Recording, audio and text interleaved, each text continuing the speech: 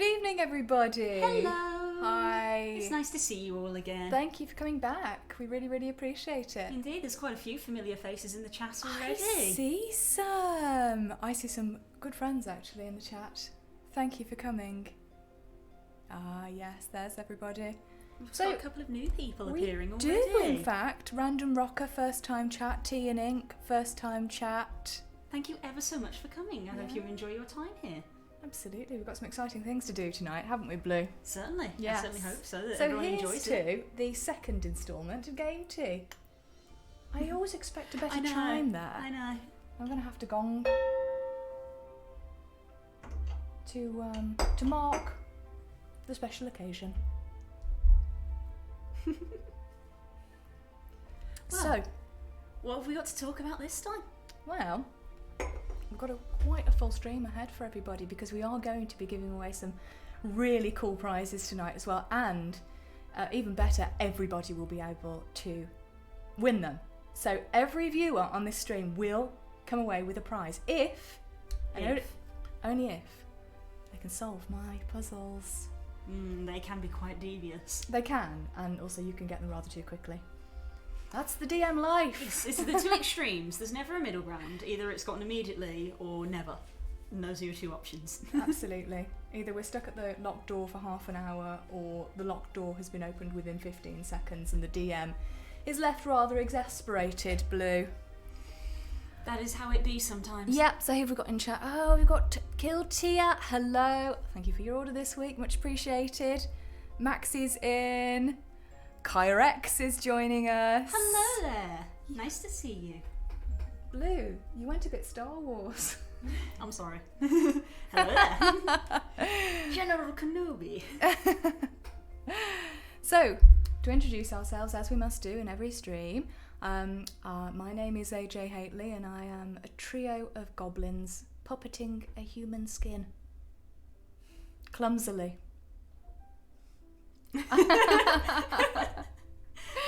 Well, hi, I'm Blue. I'm resident DM and just general helper around the place. And yeah, you can follow me on Twitter if you want. DiscoWolf09, shameless plug. Other DMs are available.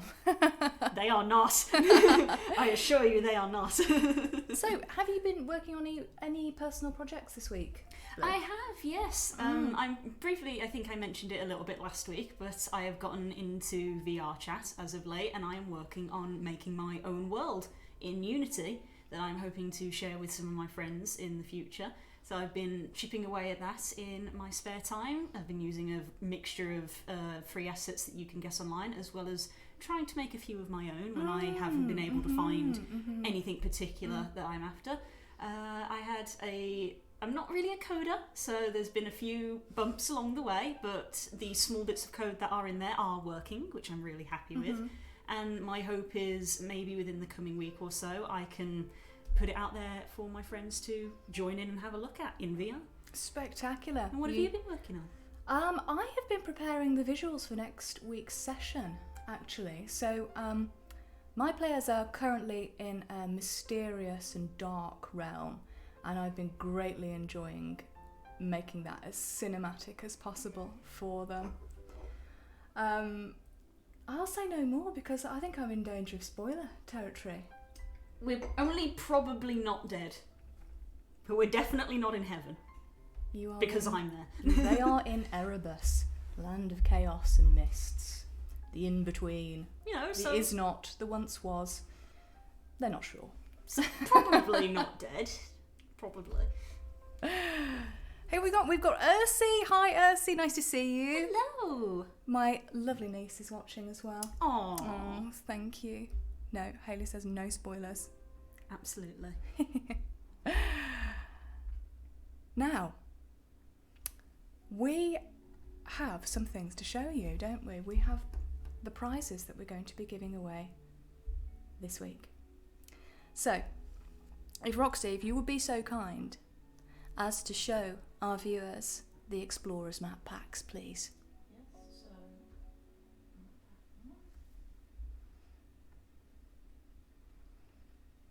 And here we are.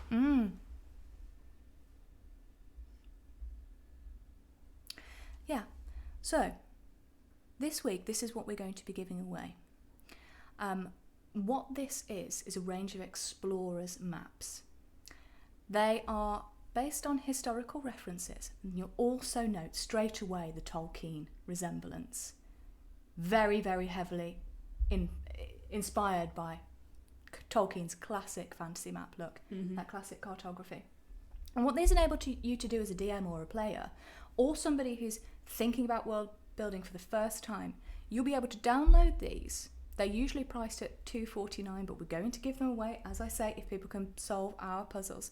You'll be able to download them, add them straight into your game, whether you want to print them out, whether you want to play with them digitally. Now, I strongly encourage you to try labelling them yourself. They are generic landscapes, so they're suitable for inclusion in practically any campaign. You've got 3 land masses there. You've got the explorer's map with the river, and you've also got a plains map, which would be perfect for accommodating a settlement. So now, I have had incredible engagement in my games when I've given players the maps and asked them to label them themselves. I love filling in a map, which is probably rooted in my own love of creating worlds and stuff. So I enjoy drawing my maps in my homebrew world that I make. So when I was given a blank map to fill in, I always enjoy filling in those things, just like in any video game, really. If there's a blank space on the map, I'm going to go there and see what's there. Exactly. And what you can do is you can combine them with random encounter tables. That's what I'd do. I'd crack open my edition of Roll and Play and start thinking, right, okay, this is a marsh, this is a river, this is a forest. Let's roll some d20s and let's give the players some really, really fun random encounters. That's a good way to do it. Absolutely. So they can choose where they want to camp on these. They can add their own labels to the rivers, to the mountains. But people are going to have to earn them. They are going to have to earn them the hard way. The hardest way. Oh no. Which is solving my puzzles, my riddles, which I am famous for, you know. It's going to be tough. I love a good riddle. I absolutely love it. So, we've shown you what you can win. How about we try the first puzzle? I think so. What do you think? Do you think it's time? I think so. We're gonna start strong, going hard. Okay, the premise is what you'll have to do is there are 2 puzzles tonight. One of them has one half of the word, the other has the other half of the word. Put those 2 words together, enter them into the GameTea website on the product page, and you will be able to redeem those products for free, absolutely for free. So, let's see if we can get you the first half of that word, eh? You ready? You can join in, Blue. You haven't done this one yet. Okay.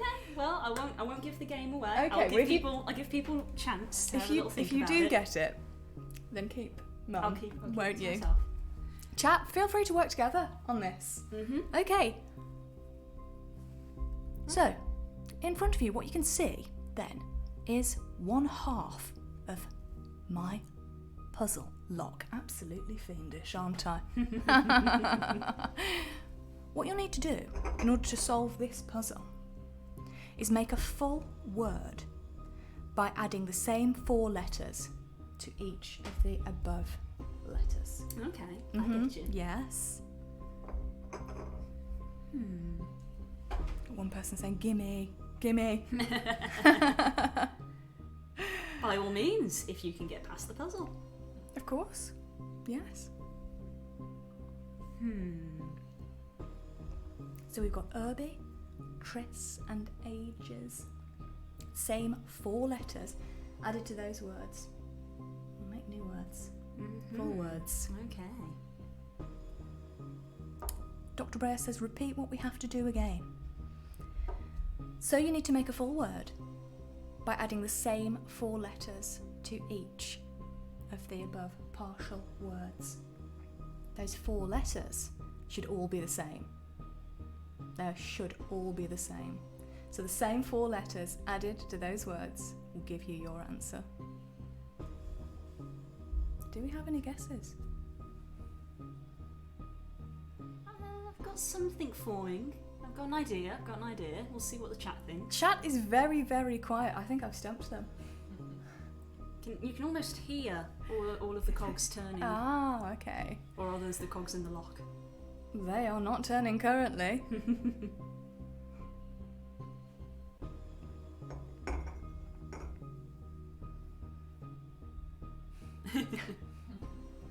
Leo is at a complete loss. So, hey, ages seems like the... I mean, easiest is being vague, but ages seems like the easiest one to start with. You want to think of something that either starts with or ends with ages. Yes, absolutely. I can't believe Pegasus is stumped. No. I can't believe that Roxy got this almost instantly. She looked at this for 10 seconds and got it. Super pleased with that now. So Mistress Moogle, those 4 letters, they should be the same letters. So the same 4 letters will be able to create 3 new words from the partial words that you see on the lock. They're not anagrams. They're not anagrams. That'd be an 8-letter word. So you want to have you want to have either blank ages or ages blank, and that blank bit is going to go either before or after the other 2 as well. Got an idea. I've got an idea. You have. I'm not going to give it away though. No, I'm not going to give it away. I want to give the chat plenty of time. It does seem like you've got them very stumped though. I think I have. Perhaps we should move on to something else and let them consider that one in the background. I'll pop them into chat.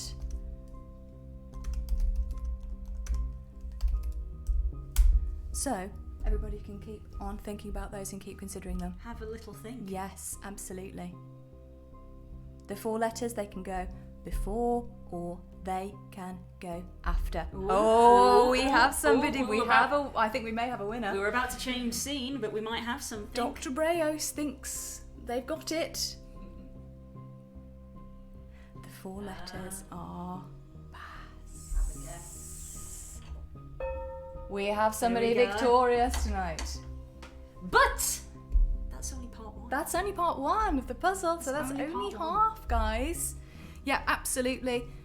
Dr. Breos has got it. It's passerby, trespass, and passages. So the 4 letters that need to be added to Brilliant. unlock the lock are P-A-S-S. That's pass. Congratulations to Dr. Breos. Well done. Well done. Yes. We will have to come back for part 2 of the puzzle a little later on. Yes, absolutely. Lots of people congratulating Dr. Breos. Yes. Now, just because Dr. Breos got that does not mean that you are not entitled to win the puzzle.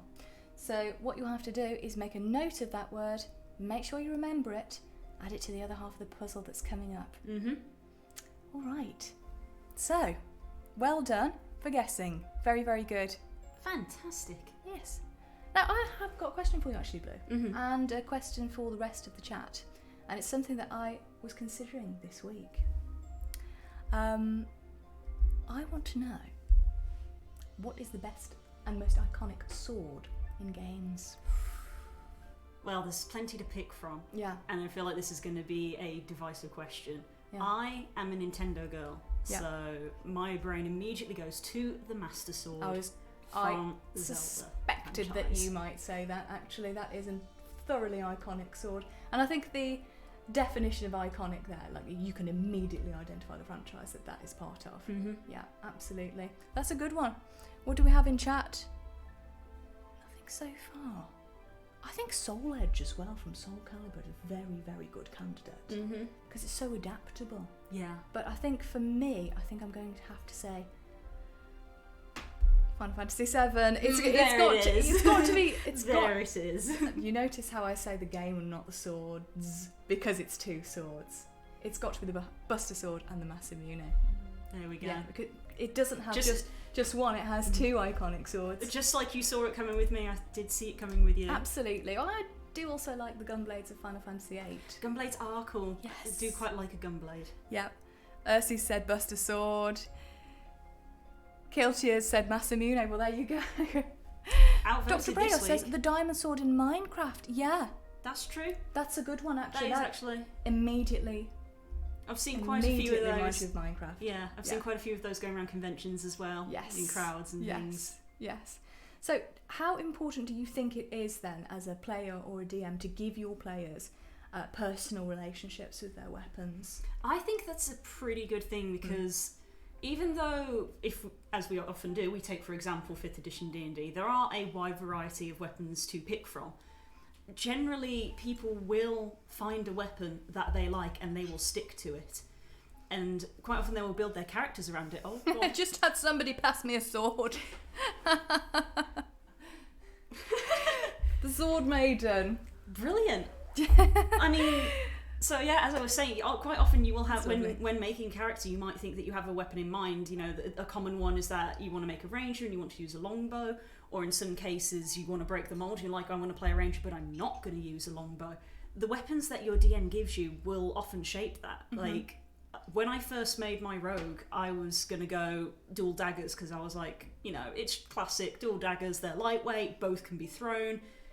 You know, it's just classic. But when we started playing the game, we defeated a villain and he had a flaming sword, and that sword met the criteria for my rogue to use it, and I was like, I'm keeping this. This is a trophy. It's got history behind it. This sword from Hammond was his name. I took it from him and I kept that sword through the entirety of the campaign. For almost 5 years I kept that sword, and I used it all the way up until the final fight, and I still had it. Yeah. And it's not like it was a remarkable sword. It was a +1 fire sword, but I kept it for the entire time, and it was important to me. And every time we had like another sword appear, I was just like, no, I want to keep this one because this one has significance to me. So definitely a good thing to include in your campaigns then. I think so. Yeah, me too. Did the sword have a name? I didn't name it, no. But there was another sword that was named, which almost hilariously had the opposite relationship. We found a sword that was called the Blood Sword. And when it was picked up by anybody, voices started to appear and people started to get headaches. And very hilariously, because no plan survives contact with the players, we decided, you know what, this is probably really dangerous. So we put it down and left it and never touched it. And it just, and we joked that it just sat there in the corner in our base, angrily muttering to itself, because nobody would pick it up. Well, there is a plot line gone. Gone. We put a little angry hat on it. Absolutely. And a little do not disturb sign. But it was still there, the blood sword, just angrily in the corner. Oh, we've got some really good entries in the most iconic sword. Go on then. Gunblades of Final Fantasy XIV. Yeah, I'd also say Gunblades of Final Fantasy VIII. Absolutely iconic. In fact, rating Hyperion, I believe Cypher's Gunblade is called the Hyperion. Hey, nice. There we go. Well, I believe that Gunblade is available in Final Fantasy XIV because Final Fantasy XIV does a lot of homages to the previous games. Yeah. Crumpets are saying rusted or aged broadsword, not the usual way, but consider a lot of games as a weapon progression system will have one kind of weapon such as this, even in D&D. Yeah, absolutely, and I hate to go back to Final Fantasy, but the Buster Sword in its rusted position atop that cliff. Beautiful, beautiful monument, Zach Fair. Kiltia loves the Witcher swords, they look very stylish in an understated way. Agreed. Earthsea Bonfire Sword from Dark Souls. Oh, iconic. Unforgettable. Iconic. Isn't it amazing how these franchises can be identified just from the sword? Dave's here. Hi, Dave. Hi, Dave. Eternity from Guild Wars 2 and Frostmourne I from love World of those Warcraft. Swords. I love Beautiful. those swords. I did used to play Guild Wars, and when I saw them run past, whenever anybody run past me with those swords, I would stop and stare. They are gorgeous to look at. Mr. Moogle is saying Save the Queen from Final Fantasy IX. I believe that's Beatrix's sword, and that is really, really lovely as well. Just the right sort of femininity in that sword as well. Brilliant. Max says, does a lightsaber count as a sword? Yeah, of course. It's got the word saber in it. And Lucy's saying enchanting swords in Skyrim. Yeah, excellent. Really adds to that personalisation element that we love in games. Right. Brilliant. Yeah, now, we wanted to try something out tonight, actually, guys, and I hope that you will like what we've done. We've actually set up a camera that is showcasing products tonight. So, if, Roxy, if you don't mind...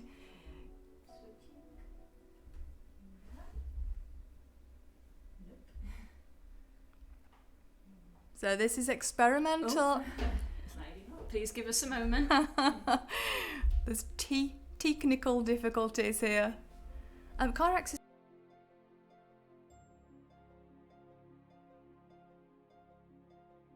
variants of the Keyblade as well. Mm-hmm.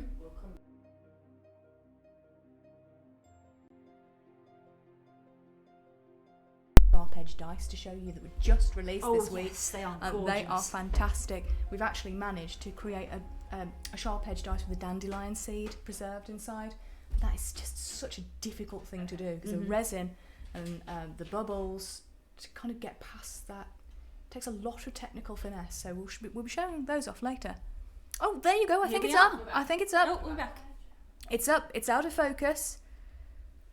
There we go. We just want to have a little bit of a close-up at these gorgeous There dice. we go. There we are. Yes. They have this lovely purple tint to them, alongside these beautiful dandelion seeds. And so, obviously, the perfect name for them, dandelion and burdock. Oh, I love it. It's gorgeous. Absolutely gorgeous. And what a nice drink as well. Perfect with fish and chips. Oh, yes. Any Americans in the stream are not going to know what we're talking about. These girls drink dandelions. Yes. I don't even know how to describe it either. It's so unique. I wouldn't know how to describe it to someone who's never had it. These are the unicorn ones. Ah, yes, they are. So we've got the dandelion ones there as well. Yeah, Mythical Unicorn is a sharp edge set that was released this week, and it actually has a tiny little unicorn inside. And what you're seeing on screen now, There we go. this that's is our dandelion and burdock. So we've gone very much for the purple shades. Mm-hmm. We are a fan of purple here. Absolutely, and I just love translucent dice on the table anyway because I think they really captivate. I love the hand feel of them. Mm-hmm. I think they capture a lot of light. They're never dark.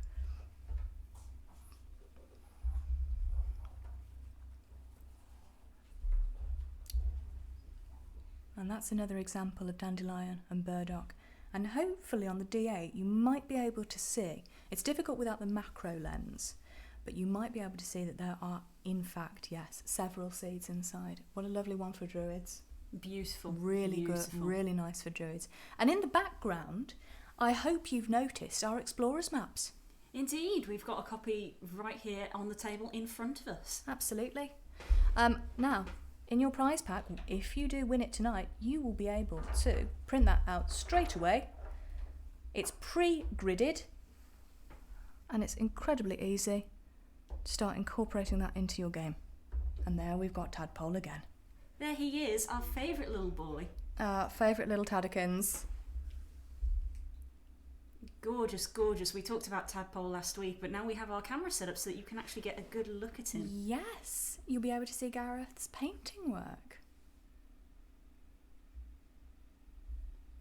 Absolutely lovely. So, beautiful. yeah, it's extremely cool. We love our little Tadpole. Yeah. And of course, if you like little Tadpole as well, then you can find him inside our module, which is now available on our website, Once Bitten, Twice Shy. Absolutely. If you're looking for a module to play and you're about levels 2 to 5, I would suggest, but it's actually 2 to 4, go for it. Check it out, download it, incorporate it into your games. You will love it. So what I suggest people do anyway with these maps is I would more or less print them out straight away and get going, because the landscape that you see there is so highly adaptable to any campaign. It could really just slot straight into your world. Most worlds have mountains, most worlds have forests, most worlds have marshes, hills. Incredibly versatile. And having a river is crucial as well, because especially if you are going for one of these fantasy settings, then rivers are going to be your primary mode of transport for a lot of goods, coming up from like docks from the sea, bringing supplies down perhaps from mountains where dwarves have been mining them. So you're going to get settlements cropping up around rivers. Yeah, absolutely. And I think for a low-level party as well, a river can actually present a very interesting challenge even to get across. Mistress Moogle says, was Tadders designed by Lucy? Yes, absolutely. Tadders was designed by Lucy. She is our I'm 3D actually, designer. In the process of uploading him to the website, Mhm. and we'll be offering a print service very soon. Yeah, that's really exciting news for us, actually. Fantastic. So, a lot of people want the models, but they don't have access to a 3D printer. And a 3D printer, it can be quite an investment for people. It can be prohibitive. Mm-hmm. They're coming down in price. But what we can do now is we can simply print these models for you. We will send them, we will dispatch them, they'll arrive on your doorstep 3-4 days after you've ordered them, complete. And then all you have to do is paint them. Oh, brilliant. If you want to. Or you could add them straight to your table and start playing. Most of them come with statistics as well if you've downloaded the modules. So they are very easy to play with and represent some really, really unique characters, monsters and ideas. Yeah, we've spent a long time making them all and checking through their numbers as well, so have a look if you're interested. Yes, absolutely do. Absolutely do. Brilliant. We have something else to share. Yeah, we're just going to move on to showing you Fae Carnival, which is another of the sharp edges. Absolutely lovely. Now, the reason why sharp edges are so highly collected and so highly collectible is because they take an incredible amount of time and expertise to make. What you're looking at there is not acrylic, it is resin, and that is hand sanded to achieve the incredibly sharp edges. And also that perfectly crystal clear finish as well. Crystal clear windows into the dice. And they really are very unique works of art. Every single one will be different when it comes to these handmade dice. They truly are gorgeous to see as well. Every single one that comes in, I could just stare at them for ages.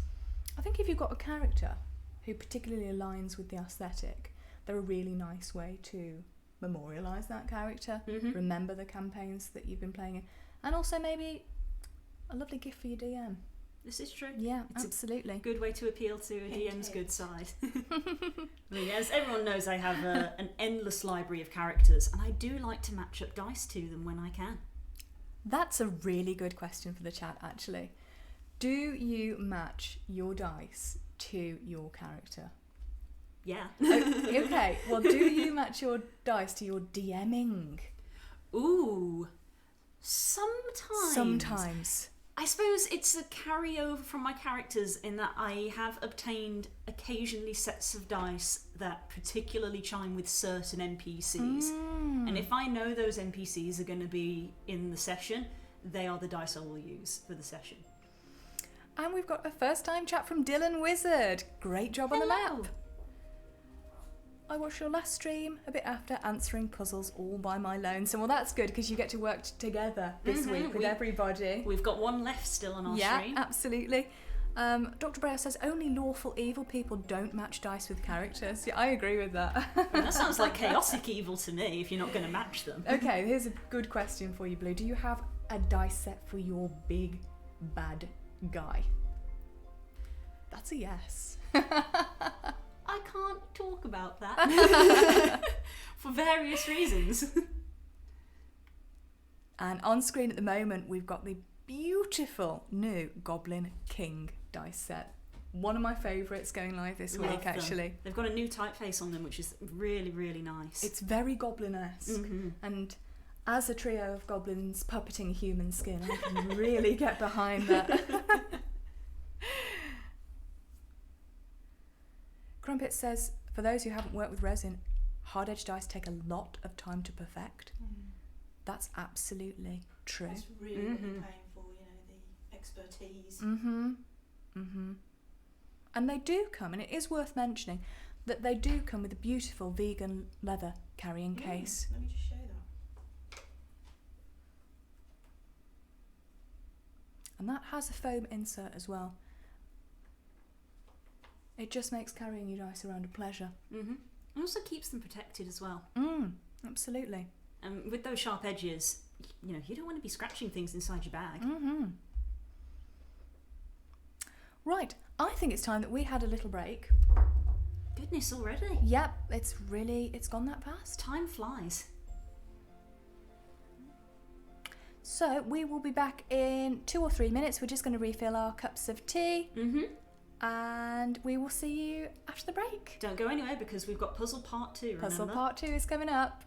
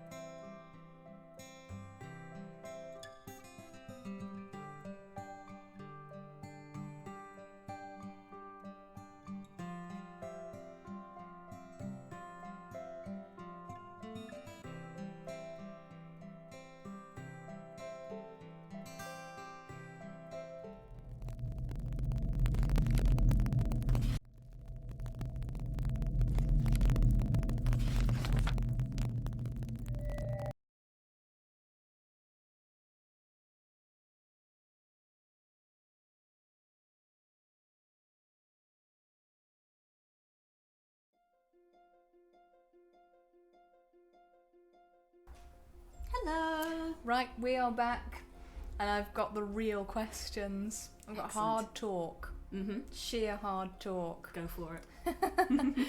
Well, since we're talking about creating ambiences tonight, one of my favourite ways to create ambience is to use music. And in fact, a lot of my campaign story is based on music. Again, spoiler alert, I won't go any further. But when it comes to sound effects and ambient music in game, what do you like to use? For me, I like having a nice sort of environmental ambient. So, like echoing caves, the lovely sort of forest sounds of birds tweeting with just like some gentle melody applied to it. My personal thing when I do sound effects is I'm generally so in the moment that I make some sound effects myself, which has varying levels of success. But I like to try to always have music, whether that's going to be ambient, and if there is a fight going on, we then switch to a lot more intense focus. Definitely. With a quite strong beat to it, because this is an extreme moment. I think it's crucial to have battle music, actually. I think it's crucial to divide those moments where the players are experiencing ambient landscapes, exploring. I think it's important to have a definition, and you'll find that in video games as well, these musical cues are very, very important. Oh yes. And just cueing the players into the fact that there's going to be action, there's going to be battle, and also I think music can increase the rhythm for the players when they're taking their turns as well. There's a beat, there's an urgency that's added with the addition of music. Now, that leads me to my next question, actually, Blue. Yeah, I want to hear your thoughts on the best soundtrack in video games. Oh god, you like to bring out these tough questions. I am all about the tough questions tonight. I guess, see, the way that my brain works is that I, will always think of stuff that I've seen recently. So the soundtrack that is currently in the forefront of my mind is the Okami soundtrack. Yeah. And that entire game is just a piece of art. Oh, that is absolutely lovely. The soundtrack in that is just gorgeous. These beautiful melodies, and in like the curse zones, they almost have this sort of sad tone to them, as this land has sort of been plagued by these demons that are taking over. And then when you free the cursed lands, the music is uplifting. And oh god, just all of it is beautiful, beautiful music. Dylan says, the DM life is that I spend all my time listening to soundtracks. Combat music is definitely the most difficult to find, to be honest. Yes, I'd agree with that. Destiny has a phenomenal soundtrack, says Kirex. And Dr. Breos is all for the Red Dead Redemption soundtrack, being a personal favourite. Well, I like Final Fantasy. And I like Skyrim. We're all very original here. So I've been to see Distant Worlds several times. I'm incredibly lucky wow. to have seen it several times in concert at the Albert Hall. And as soon as that pipe organ kicks in with Dancing Mad, which is Kefka's theme, oh yeah. You know you are in a room with a mad clown. I'm very jealous. I mean, I go on about Final Fantasy 14. Some of the music in that is just amazing, and the head composer, who is, I believe, is Soken, just absolutely incredible. Some of the tracks, it's just, I mean, it's peak Final Fantasy. Final Fantasy has some amazing music across all of the games. Oh, we've got some really good suggestions in chat as well. Skyrim, absolutely. Lucy loves that. We play that on vinyl quite a lot, don't we? And we went to see it in London. We did go to see it in London. It was fantastic. Fallout Classic Radio is brilliant, iconic. Yeah. It defines the whole ambience of the game. One of the more pioneering games that used music to directly flow players would be Tomb Raider. That's a good one. Very fitting for an exploration-based game as well. When those landscapes open up and you realise that Lara's opened the door to a truly mystifying world, like an underground pyramid or an underground sphinx, I can still hear those cues in my mind. I can still hear them. Lartin says Witcher. Which is a good one. Beautiful. Beautiful. Which is good. Yeah, and they use a lot of musicians that use traditional instruments as well, which adds so much. And it's very fitting for the whole aesthetic of the game as well. Kiltia, Final Fantasy VII will always be my favourite. And the remake did such a great job with a lot of the classics. Now, I'm going to tell you a story. I lost my nerd license this week. No. I had it revoked. Impossible. I did. Because a friend of mine, Hayley, has just bought the 2 music boxes that are available on the Square Enix website. And yes. One is the main theme. And she played the other one and said, AJ, what's this? And I said, well, it's Aerith's theme. It wasn't. It was Tifa's theme. I know, no. so my nerd license has gone. It's been utterly revoked, but you will be pleased to hear, Blue, I've still got my artistic license, Excellent. my dramatic license, and my poetic license. Brilliant. Can I just add? Yes. When you play Gwent in Witcher, I love that soundtrack. Mm-hmm. It really gets you going. Yes. Yeah. Very fun. Gwent is ideal battle music, actually, because you have the 2 card players confronting each other.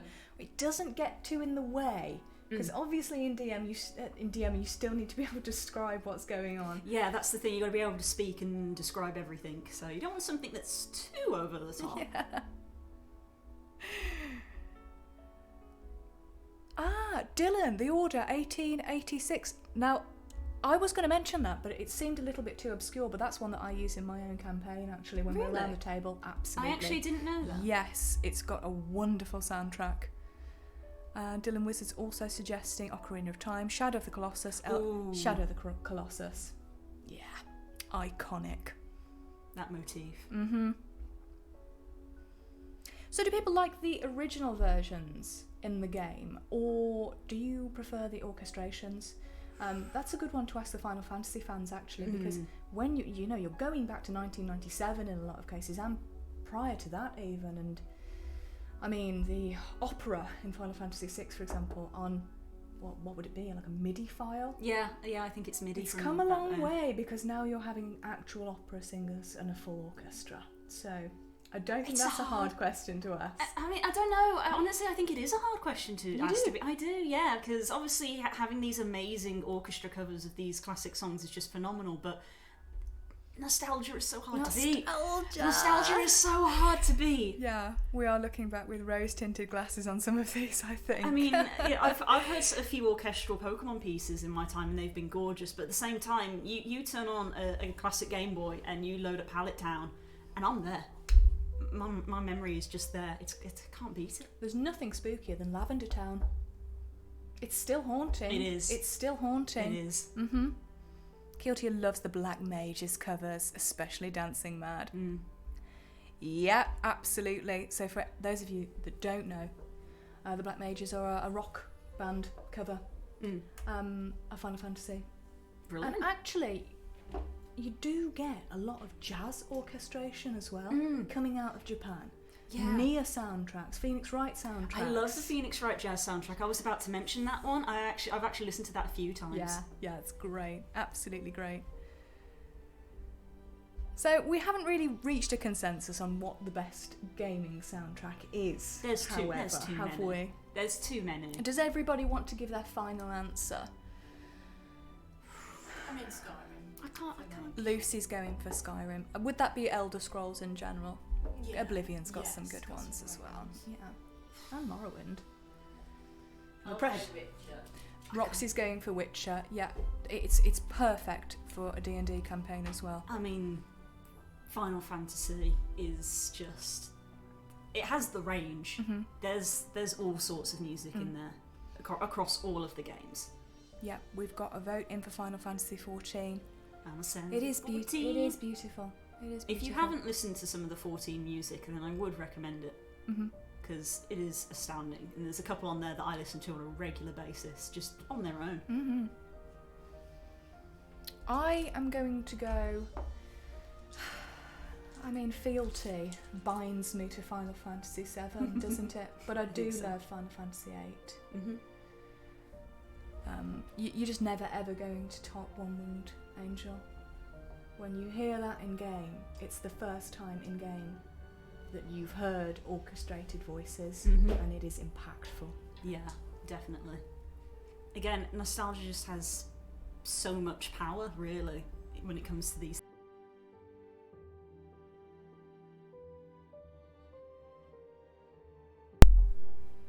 and I've listened to all of those, and I own the vinyls. Lost audio. Audio's back. Oh. Ah, that's good. Oh.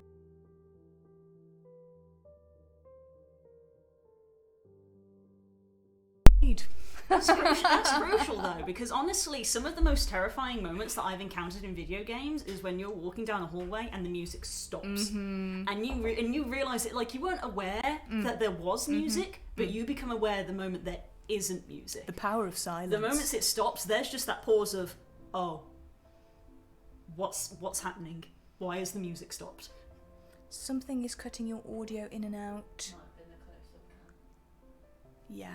It could be the close-up camera. We're still ironing out the bugs on that one, so please, if you do notice any bugs going on with the close-up camera, please let us know. We are currently bug hunting.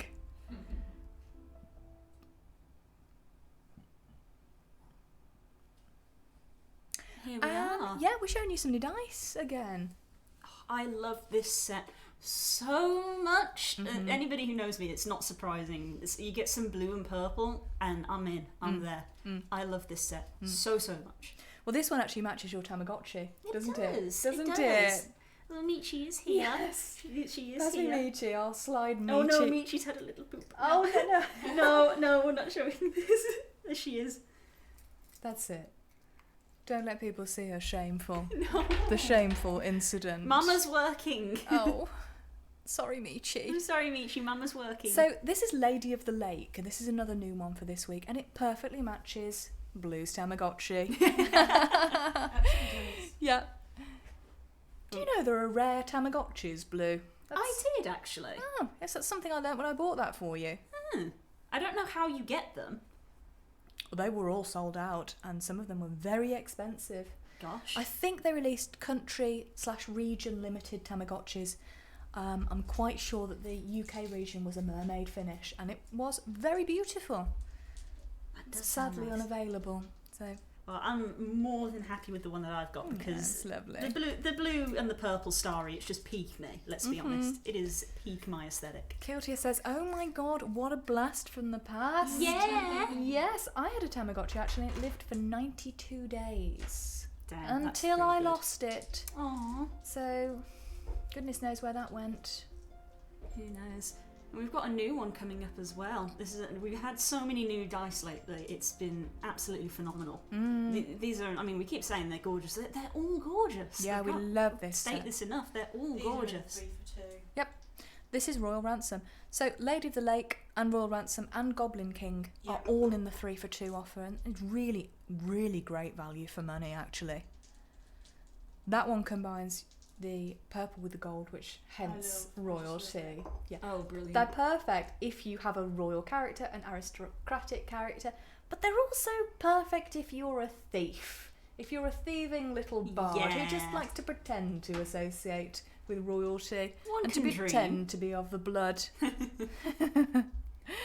I know a few characters who could potentially get on with that set of dice. Some of them are nicer than others, and some of them are not. Raging Hyperion says, "My school banned Tamagotchis because people didn't pay attention and were disruptive." Yeah, as a Tamagotchi owner who was also in a school that banned them, I can completely understand that. Plus, they do sound like you're setting a bomb off. A little bit. Very, very loud beeps. Yeah, these modern ones, I swear they were never that loud before. They are noisy. When Michi wants attention, she will get it. You're not missing it. Yeah, crumpets. Yes, they are like a tiger's eye, actually. They really are like a tiger's eye. So we had a good sale on this week, actually, Blue, didn't we, as well? We've been very, very busy on site. We had the clearance and sample sale on. Yes, we did. We found some little treasures there, actually. Some really good bargains for people to scoop up, and God, they were scooped up quick. They have mostly all gone. There are some a tiny fraction remaining. I know most of the prototypes have gone from the crystal talismans, and they were a nice thing for people to own because, of course, when you're developing these new technologies, and that's what the crystal talismans were, you do get a lot of products that are more B grade. So they may have slight issues with them. Only minor though, like a little bit, Yeah. maybe little off-centering, or Absolutely. perhaps maybe the colours weren't quite decided on. Like we thought, Yes. like the final product, we decided that a gold on a blue was the final product. But we've got a few trials where we tried gold and black and gold Yeah. and pink. Yeah. They're still gorgeous to look at though. They're absolutely lovely. The prototypes in particular, so that's Dark Paladin, the alternate Barbarian. You had some really nice ink combinations. So you had sort of the purple on the obsidian, which looked fantastic. You had the gold on the rose quartz. Oh yes, that was a nice That one. was striking. Mm-hmm. But they have mostly all gone. They have been snapped up by our vigilant customers and friends.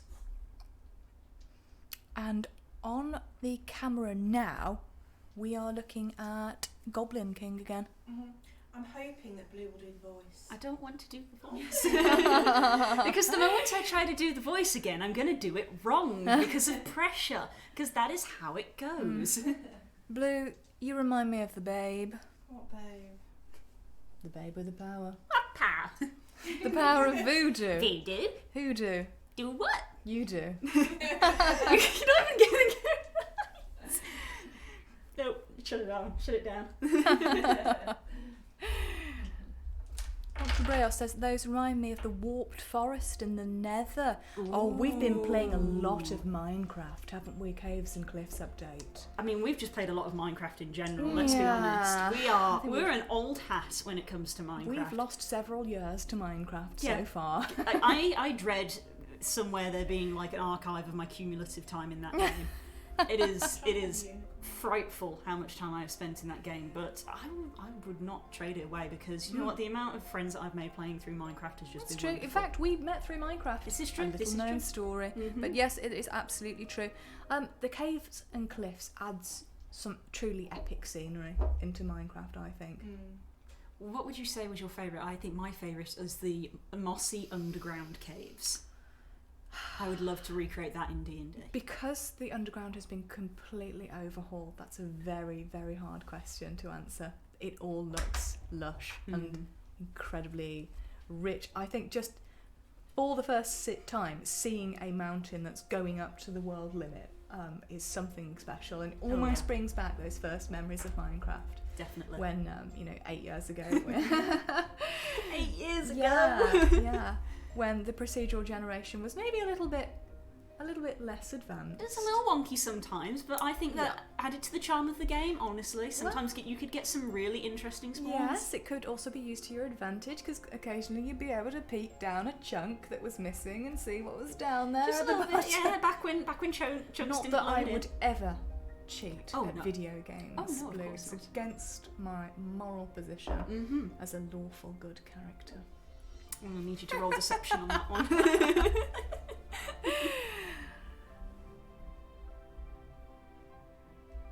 Yeah, absolutely. Dylan says I met quite a few of your friends on the Lord of the Rings Minecraft adventure that we did like forever ago. Yes. Wow. When we used to play D&D on Minecraft. It was good. Yeah. Yeah.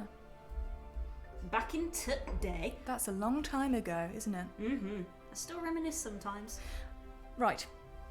I think it's time for another hard question. Oh no. Yes, I've been thinking about this week. And the thing that comes to mind actually is it's a moment in Fallout New Vegas. And it's the end of the game, so I apologise in advance for any spoilers. It has been out rather a long time now though. But at the very end of Fallout New Vegas, if you have 100 speech skill, you can, as in most Fallout games, skip the final challenge. The final challenge is presented by a character called Legate Lanius. And Lanius will he will essentially say, I have come to annihilate you. And you essentially say, ooh, what today? My schedule's a little bit full. My diary's looking a little bit full, Legate, no offence. And he's like, no, I've come to annihilate you. And you're like, wearing that? No. Are you? I'm wearing power armor.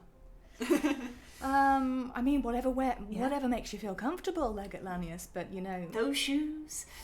Really? There is time to change. You still have time to change. And anyway, Legate Lanius, the Legate legs it. Nice. Ironically, he's gone. He's gone. He's cheesed it over a hill. Brilliant. At that point. So my question to you, Blue, is diplomacy. Is it ever satisfying for DMs and players? And I want the chat to answer this honestly as well. When you are in a situation where it is a choice between a battle and diplomatic action, what would you rather see as a DM and a player? This is a very tough question, purely because I think that it is a highly situational question. It depends a lot on, you know, the story, the build-up, it depends on the character, it depends on the enemy, the players. There's so many external factors that affect something like this. Yeah, it's really hard to say, because there's definitely satisfaction in both. There is a big satisfaction in being able to honestly just beat the hell out of somebody who's been driving you absolutely crazy. But at the same time, there is also something satisfying about being able to take the moral high ground and diffuse a situation, or to smooth talk your way out of it, either by very high rolls and high modifiers, or even maybe just with a little bit of luck. And I think both are satisfying for players. If that is what they want to achieve, then by all means go for it, because, you know, that clutch roll of like, oh god, could be so bad, and then you succeed, no matter whether it was with combat or with a diplomacy, there is just the massive sigh of relief, the cheer of like, yes, we did it. So yeah, I'm very on the fence, I'm afraid. Even when it comes to the big bad guy and the final confrontation. Maybe, yeah. Again, it does depend. I've played a couple of, I've done a couple of big bad evil guys, and yeah, a couple of them have ended up dead, and that was hugely satisfying. An immense battle that's literally taken like 4 or 5 hours in some cases, very extreme. But we have had an enemy who literally has been hounding the party for years, genuine years, and no, we've just pacifist route, made them a friend, and came away from it, and yeah, both were satisfying. Let's see what chat thinks. We're getting a lot of diplomacy, which surprises me actually. Rating Hyperion, going the diplomatic route.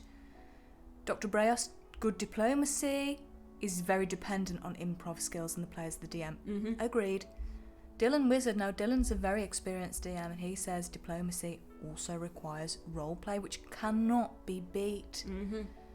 Crumpets, from a gamer's perspective, if the writers behind the choices can write it to a high enough standard, then it's worth it, but it needs to have an equivalent level of satisfaction. Definitely a very good point. And Lartin says diplomacy is a fun way to change the whole game. Last game, my group dealt with the BEG by convincing him it's not worth the fight.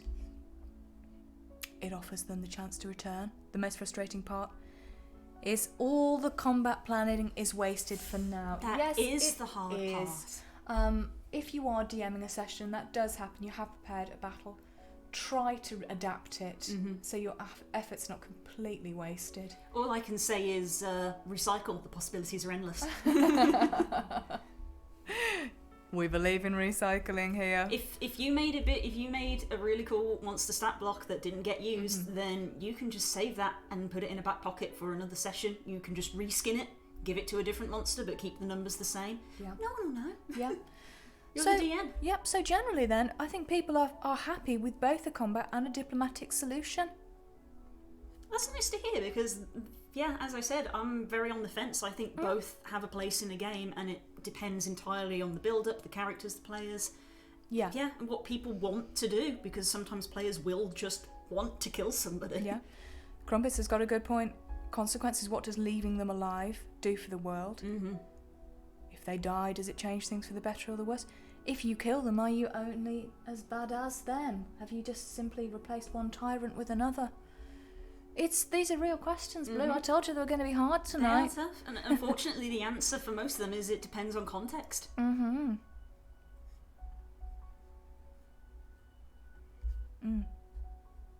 So, do you then?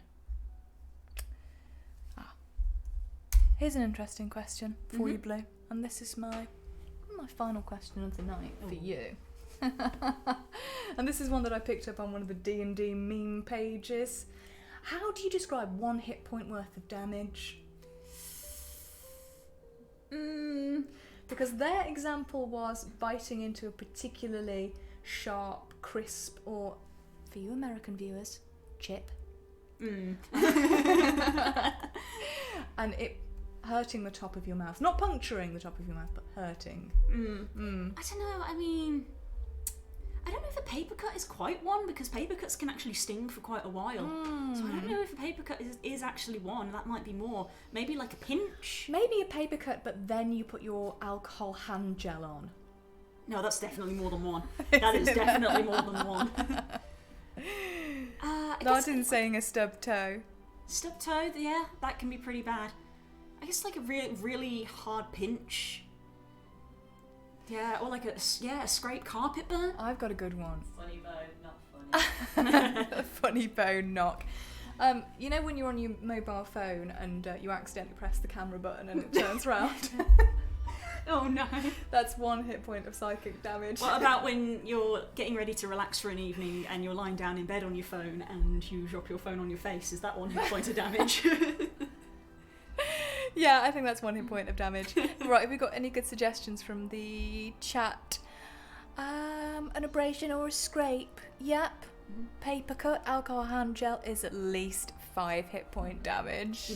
That does hurt. The unfortunate sadness of it is when you start to look in the back of the monster manual at the everyday creatures and you start to see that a lot of them have only got a few hit points. So you see that, like, you know, a little rat is unfortunately only a hit point. Crow. Little crow is only 1 hit So it point. has to be something that can kill a crow. Well, if Toby is anything to go by, it's a sack of coins. Yeah, I remember. You think I forget things? Right, I think it's probably time for part 2 of the puzzle. Puzzle part 2? Now, this is much harder. Oh. This is much harder, Blue. I've tried really hard on this one. We did struggle a little bit on the first one, so chat may have to work together on this one. Yeah, absolutely. It's going to take everybody's finest efforts to solve this one, I'm afraid. Okay, let's have a look then. Okay, so just to explain, what you'll have to do in this puzzle is that you take the first clause, take a short sleep, for example. That's 1 word. Then you need to reverse that word to form a new word. Now, if you do that 4 times, you will have a 4-letter word when you take the first letter of each of those answers, and that is the second half of the code, and that is what will unlock the map, the Explorer's maps. Okay. For everybody watching for the next 48 hours. They're going to have to use the code, they're going to have to put it in themselves, but they will be unlocked for the next 48 hours for anybody who watches. Oh, we're already getting some answers. Oh, okay. Kilty it straight in there with Pan. Pan? I think that deserves a gonging. Haggis says the last is tall. Oh. Here we go, we're guessing there. We've got a first time chat as well from Hello there. Haggis. You're just in time for our second puzzle of the evening. Yes, absolutely. Right, so we've got letter 1 and we've got the 4th. Yeah, and Maxie's got the second one. I didn't see that, but that's true. Right, there's 1 remaining then. There is 1 remaining, and One then left. yeah, absolutely. And then you have to use those to create the second part of our code. Dylan's got Dylan. it. Dylan's got Dylan. it. Okay, but you have to tell me, Dylan, what that 3rd letter is. Where did you get that third Yeah, letter I from? think you probably guessed it.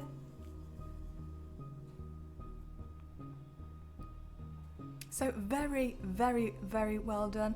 It is not rabbit.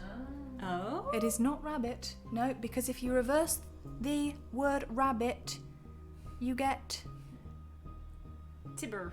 Tibber. Tibber. And that's my new Harangon character. So we're reversing the words. Hi, Jumpogo. We're doing a puzzle at the moment to unlock some prizes.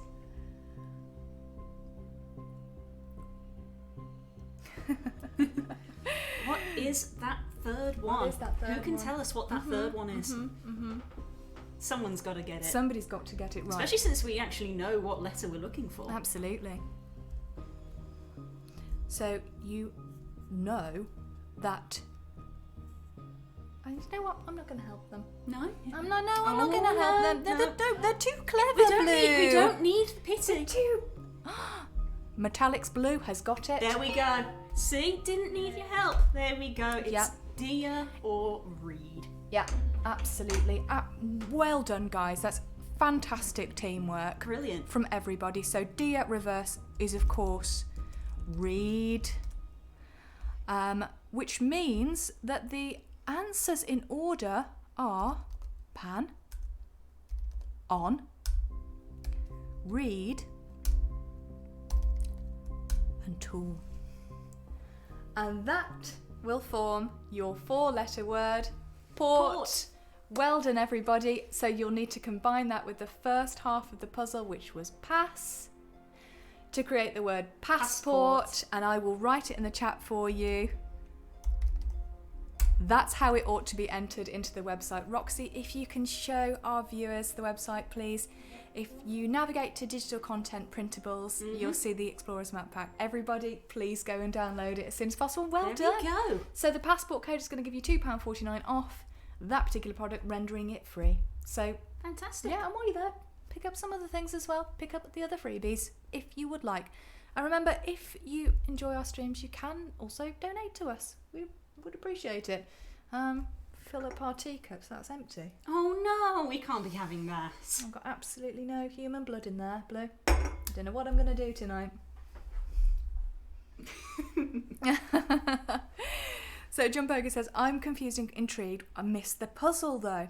So what we did was we had 2 puzzles tonight, and each half had an answer that when combined enabled you to win our Explorers Map Pack. So the answer to the puzzle is passport, and everybody can go and download that now. Yeah, please do. Fantastic. Please do. We had them on screen there, so that's where you'll find them on the website.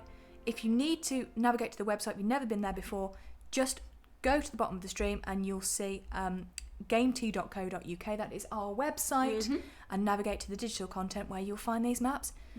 And while you're down there, you can find all of our socials as well. Absolutely, please follow us.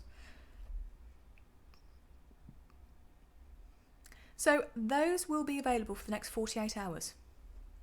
And that's it then. That's it. So well done to the chat for unlocking the puzzles. Brilliant. Well, get them while you can. Yeah, absolutely. And there they are. They're fully compatible with your iPad, fully compatible with your monitors. Print them out. They are excellent for players to simply explore, label, enjoy, combine them with some random encounters if you would like. Usable in a number of different ways, really. Yeah. You could just as easily hand a blank one to your players and say, go. And your players can decide, okay, well, we're going to go north, we're going to go follow the river. Yeah. And as the DM, you can tell them what they find, and it's up for them to keep track of it. Yeah. And if they get lost, that's their fault. We've got a couple of land masses in there as well, which you can simply draft your own settlements and rivers and mountain ranges onto. Go wild.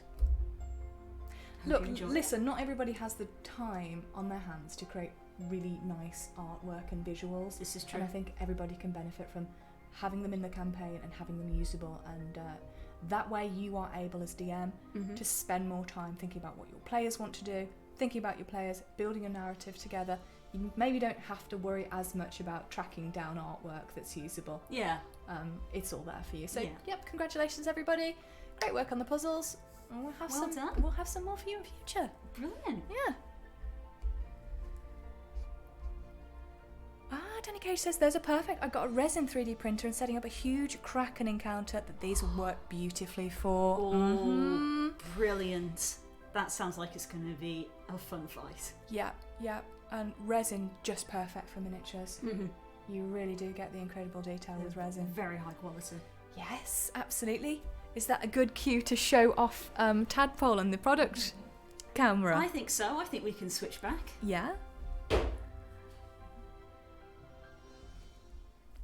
Akiltia says, thank you, gorgeous girls. Oh, you're most welcome. I had real fun designing these, and they are based on real historic assets as well. Mm-hmm. So there is our lovely boy that we love so much. He has been 3D printed on a resin printer. Yeah, absolutely. So that's a resin print that you just see in front of you. Mm-hmm. This model will be available very soon, so keep your eyes open on our socials and, of course, on our store page, and hopefully you can have Tadpole yourself for your own games. And in the background you can see the Explorer's map, which you guys just unlocked. So you can go from here to here to here to here, throw in some random encounters, have the players use their miniatures on this. Really, really evoke the scene. Mm-hmm. Have them get a brown pen if you can find one, a sepia pen, maybe even a fountain pen, depending on what stock that you choose to print the map out on. But they can add their own decorations. Red ink will pair beautifully with these maps. So I strongly encourage you to use them in the way that suits your campaign. Fantastic. And then a little segue there, something else that can suit your campaign, which is featured on our camera, is the Misty Mountains candle. Yes, indeed. Sorry, that was probably not the best segue, but I tried. That was very, very good, Blue. QVC is going to come knocking pretty soon. So this is one of our scented gaming candles, which we have a very wide range available on our website. We have a massive restock coming up very soon, so definitely keep your eyes peeled for that. And, well, I just love these candles so much. I use so many all the time. They are great for creating atmosphere, which is what we've been talking about tonight, creating atmosphere in your games. Yeah, absolutely. As I mentioned last week, you're playing with all of your other senses. Why neglect scent and aroma? Not only that, but candlelight around the table is just something that's so beautiful and so immediately evocative. It really does set the scene, and what it enables people to do is really get into the game. It's a time where normal life can be put aside, normal worries can be put aside. The candle is on. Let's start the game. Yeah. Misty Mountains is one that we've chosen for this map in particular because it pairs so well. Misty Mountains is a very earthy wood sage scent, and it's got this crisp, bracing birch heart note as well. So for me, it has always evoked being atop a mountain, hence the name. Yeah, absolutely. You've got just the right compromise between that cool, brisk wind, the bracing elements there, and the nice kind of immersive woody sense. Well, that's perfect for what we're trying to invoke here with our Explorer's map. Yeah, absolutely. But, we have various other scents that you could pair for all sorts of different settings. We've got our Eldritch Shrine candle, which is brilliant for just creating that mystical air of something perhaps that's not quite right, or something mysterious, invoking a certain sense of... I can't even describe it. It's just so nice. I love Rogue's Hideaway, because much of my campaign is nautical, as you know, and for me that always evokes the inside of a ship, the spice-soaked beams, the little windjammer type ships, that nice oaken board. Really, it evokes it instantly, and it helps me get into the game when I'm DMing. We've also got our illusion candle, which is just beautiful. That's our rose and geranium. It's my favourite. It is gorgeous. If you've got a bard, then that's a great way for them to set the scene. If they're getting ready to serenade someone, be them big bad evil guy or not, then you get that candle out, get the nice little dinner with something to drink, and let the serenading begin. Yeah, absolutely. Or if you're trying to bring our two captains from Once Bitten, Twice Shy together at a certain point in the story, why not get the players to light some candles and create a little bit of a romantic atmosphere? That's the best way to do Danny it. Cage says, I'm working through an entire campaign around the Coins of Wonder. Ooh. Honestly, you guys make 10 out of 10 products, and I can't wait to see what the big project you work on next is. Oh, Thank you so much, Danny. I hope you're enjoying Coins of Wonder.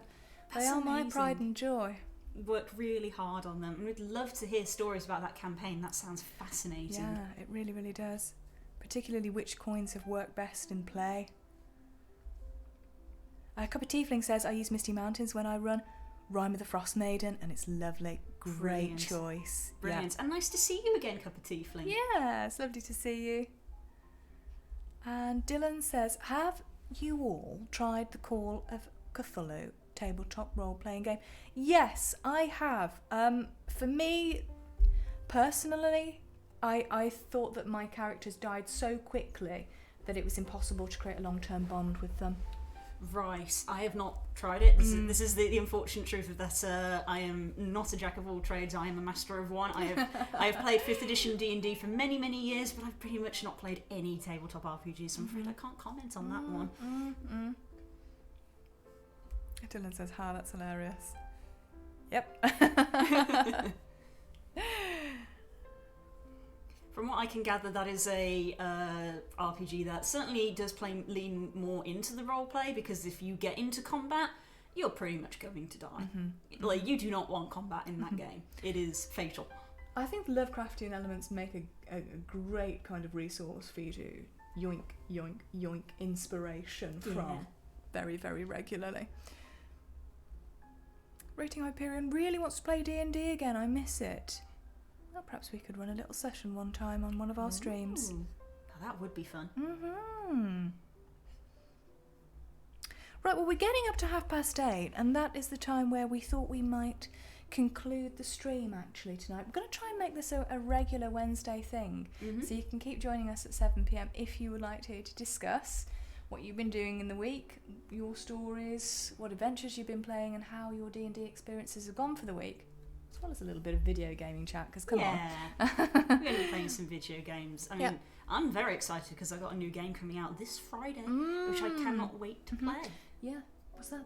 That's going to be the new Legends Arceus game, because I am a Pokemon fan, as people know. They know this about me. I am a Pokemon fan.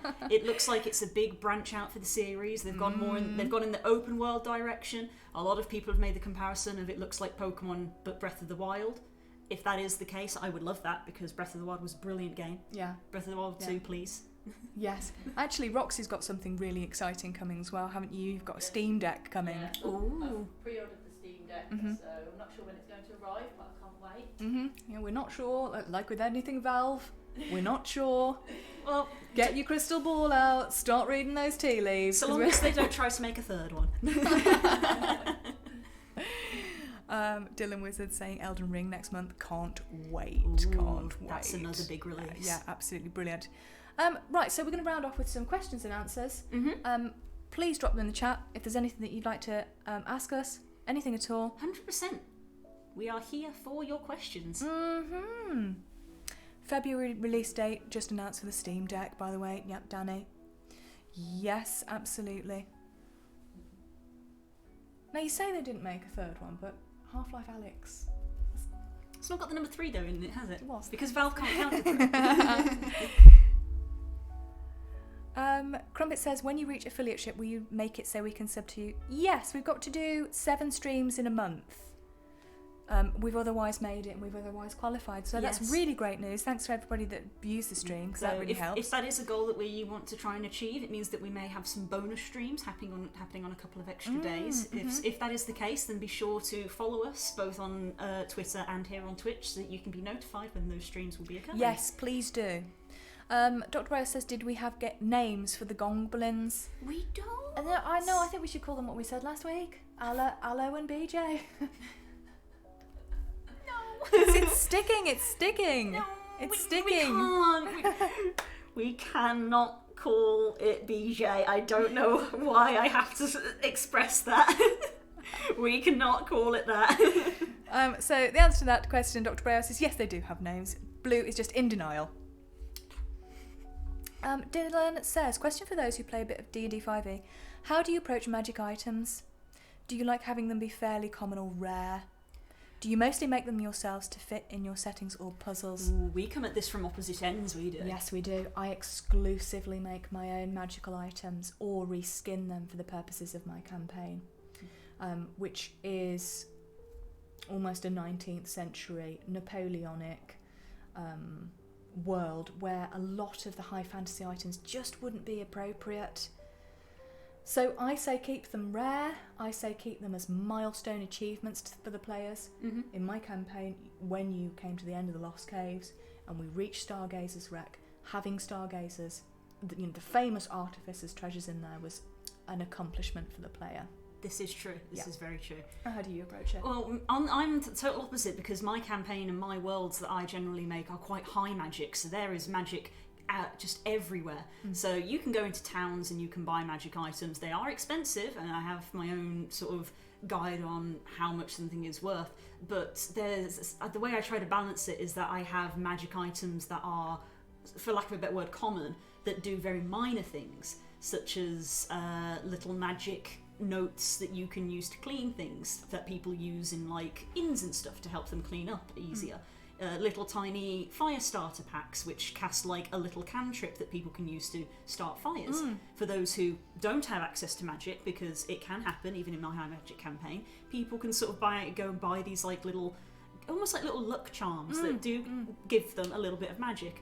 On the flip side though, there are these grand magic items and there are these grand magical characters who have them and use them, because if they were just left out in the world, they could fall into the wrong hands. So people have gone out and found these items, and if they get bequeathed to a player, I hope that that has a certain grandioseness attached to them, because not only is it a powerful item, it is a powerful item that was owned by a powerful person, and they have chosen to give that to you. So you've obviously done something pretty good to Crucial to the story, really. Crucial to the story. There is something I love to introduce into my games, actually, and that's the concept of losing items and breaking items as well. I think if the players are involved in a really risky situation, they have fallen badly, they're maybe they're on 0 hit points, I think it's then prudent to have a look at their inventory, which you can do if you're using a digital software, or around the table ask for their character sheet, and then look at their items. Let's say they've got 6, roll a d6, see what breaks. That can be rough. That can be rough. Well, in this but it's realistic. Let me respond to you with another question then. How would you treat magic items? Because some people think that magic items, in being magical, are inherently unbreakable. How would you respond to that? I would pass the player a box of tissues and say, these are to dry your tears on, because that just broke. No! I'm sorry, it shattered. I think being a highly attuned magical item, they're more likely to break if they have a large collision or a bad fall, or they are interfered with in some way by another magical force. I was going to say, counterpoint, magic shield. It's designed to be hit. Counterpoint. Yeah, I probably wouldn't have that one shatter unless it was an extraordinary circumstance, like being hit by a cannonball or something similar. Yeah, it's hard to come back from that. And then it gets an opportunity to defend the player as well. How's everybody else dealing with that?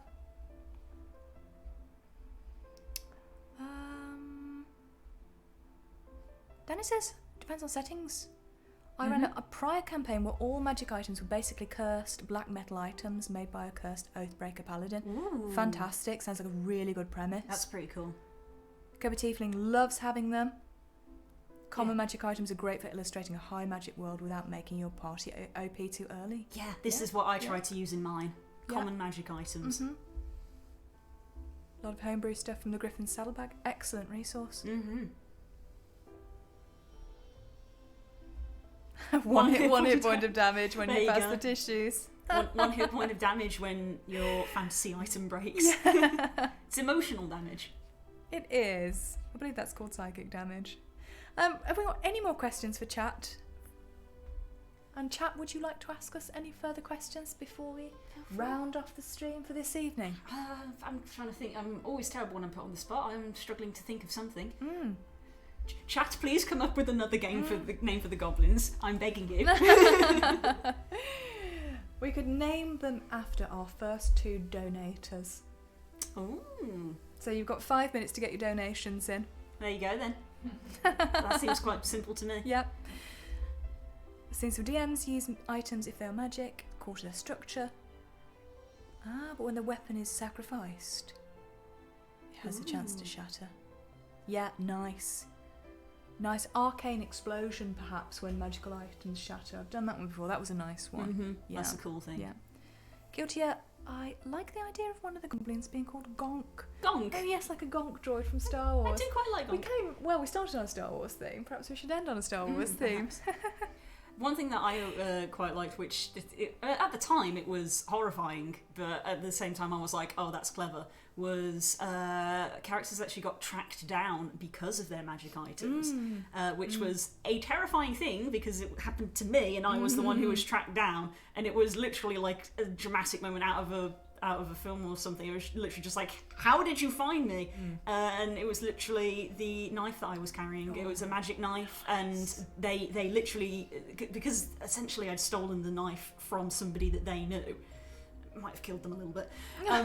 Just a little bit. Just a little bit. Might have killed them a little bit. But yeah, because they knew the knife, they knew the knife's name, and they knew its magical properties. It was a magical world, so through the use of a locate item spell, they tracked down the object, and by extension, tracked down me. And it was terrifying because I was trying not to be found, but at the same time, I was like, oh, that's clever. That's a nice one. Because you don't want to get rid of it. You don't want to get rid of the magic item, but literally walking around essentially with a tracker on you. I believe that's called hoisted by your own petard, darling.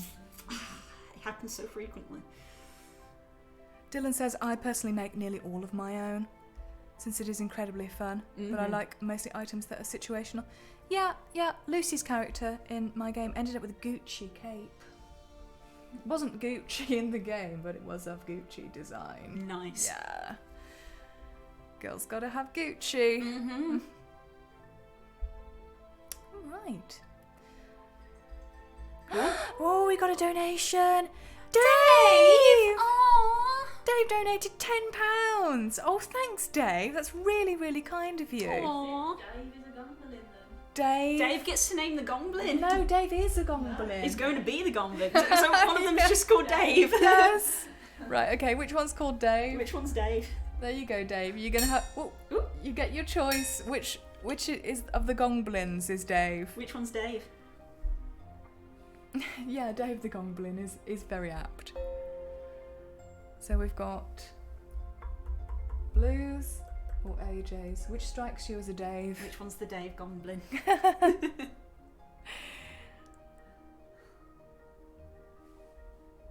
We don't know. We're going to find out. We're going to find out. We're going to find out. Chat's a little bit delayed, so we will find out very shortly, I'm sure. Thanks for that. Dave has the honour of being named for a goblin. Gonblin. Brilliant. Yeah. Well, thank you so much. Yeah, that's really really, sweet. truly appreciate it. It's really, really kind of you. And yes, it will be contributing to our tea habit, which is growing every day. Speak for yourself. I think mine's at max capacity. Dave said roll the dice. Roll the dice. Okay. Odds and evens? 1, 2, 3, 4. Okay. That's a 4. We have Dave. Dave is my Gonblin. Thanks, Dave. Well, now I'm sad, guys. My Gonblin don't has a name. Somebody name my poor Please Gonblin. name please. the Gonblin. They have no name. We've got a few minutes left of the stream. There's still time. There's still time. Dave needs a friend. That's cute. Well, we did promise the honour to the next donator, Mm-hmm. so maybe we'll get one this stream, maybe we'll get one the next stream. There's only a couple of minutes left, guys. So everybody, if you haven't already navigated to the website, do remember to go and get your Explorers map packs.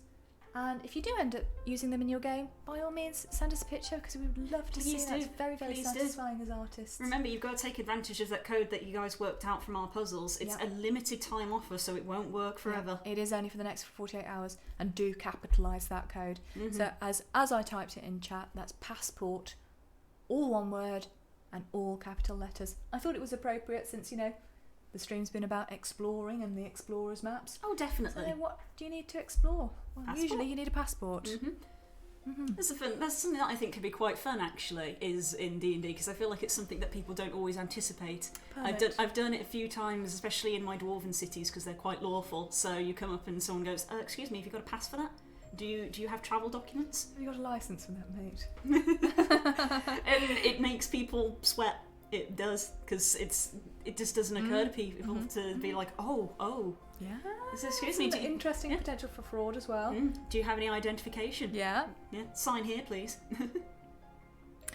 All right then. I think it is now 8:30. Oh! God, somebody got in the last moment. We got in there. Leo. So Dave isn't lonely. There we go. We got Dave and Leo. Thank you, Dave and Leo. Aww. We really appreciate it. Thank you so much. Yeah. They've got names, They they now know. have official names then. Dave That's and it. Leah. Love it. Fantastic. Permanent residents of the stream. Mm-hmm. Yes. Well, thank you very, very, very much for donating and for watching. Please do enjoy the Explorers maps. Thank you for all your support this week. It means so much to us. Thank you very so much. Absolutely.